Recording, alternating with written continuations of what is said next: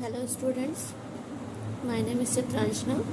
पिछली वीडियो में हमने देखा डेटा मॉडल्स के बारे में और डेटा मॉडल्स कितने टाइप से बटे हुए हैं उसके बारे में। अब हम डेटा मॉडल्स को के जो टाइप्स हैं उसे हम ब्रीफ में पढ़ेंगे। जैसे फर्स्ट है object based data model. Object based data model में इस मॉडल का डिस्क्रिप्शन लॉजिकल व्यू तथा बाहरी व्यू के लेवल्स पर करने के लिए यूज़ किया जाता है। ऐसे मॉडल अपने स्ट्रक्चर की क्षमताएं बनाने के लिए काफ़ी लचीले होते हैं। ऑब्जेक्ट बेस्ड डेटा मॉडल्स, इसकी विशेषताएं इस तथ्य में है कि वे काफ़ी क्षमता उपलब्ध कराते हैं और डेटा कंस्ट्रेंट्स को स्पष्ट रूप से स्पेसिफाई करने की सुविधा रखते हैं। Object based logical model are used in describing data at the logical and view levels. They are categorized by the fact that they provide fairly flexible structuring capabilities and allow data constants to be specified explicitly. There are many different models and more are likely to come. Several of the more widely known ones are: the first is entity relationship model, second is object oriented model, third is semantic data model, semantic, and fourth is functional data model. तो सबसे पहले हम पढ़ेंगे object oriented data model.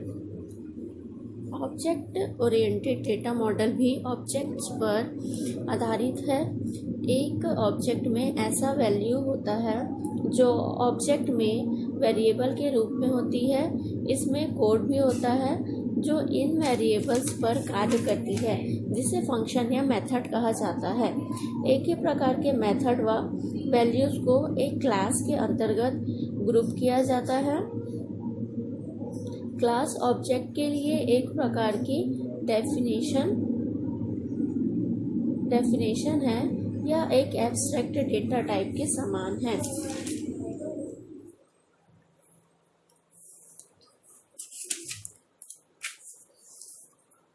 Object जिसमें समान प्रकार की values और समान प्रकार की मेथड होती है, जिसको आपस में क्लासेस के ग्रुप में डिवाइड किया जाता है। क्लास ऑब्जेक्ट के लिए एक प्रकार की डेफिनेशन है।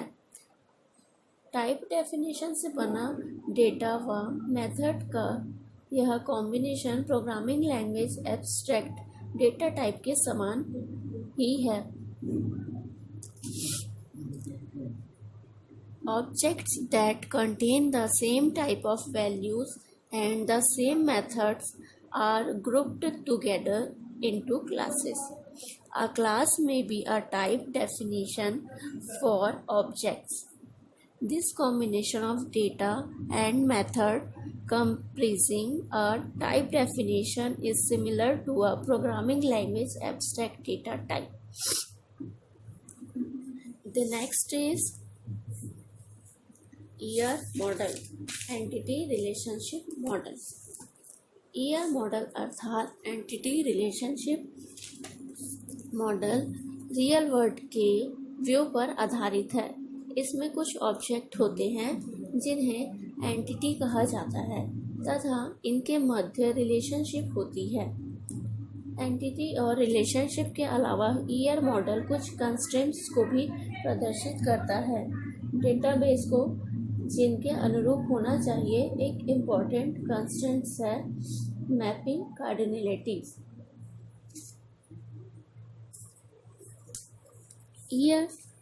ER model represents certain constraints to which the contents of a database must conform.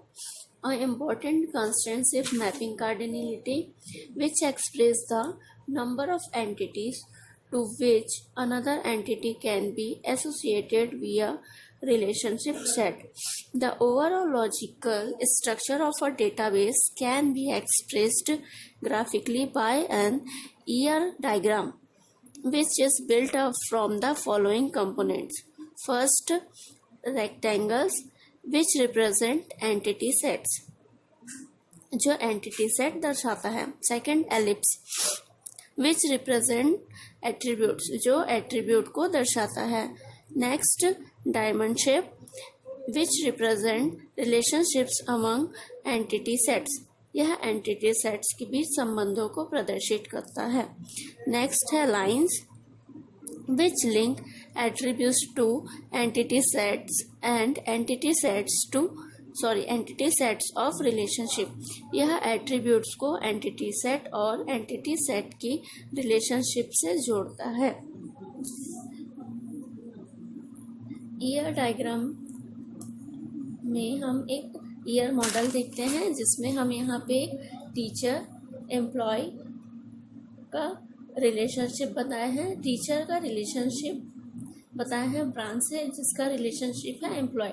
एक टीचर टेबल है और एक ब्रांच टेबल है, जो यहाँ पे एम्प्लॉय नाम के रिलेशनशिप से लिंक है। टीचर टेबल में ब्रांच आईडी, टीचर नेम और सब्जेक्ट, ये इसके एंटिटी सेट है। नेक्स्ट है ब्रांच टेबल, इसमें फ़ोन नंबर, ब्रांच आईडी और ब्रांच सिटी इसके एंटिटी सेट हैं।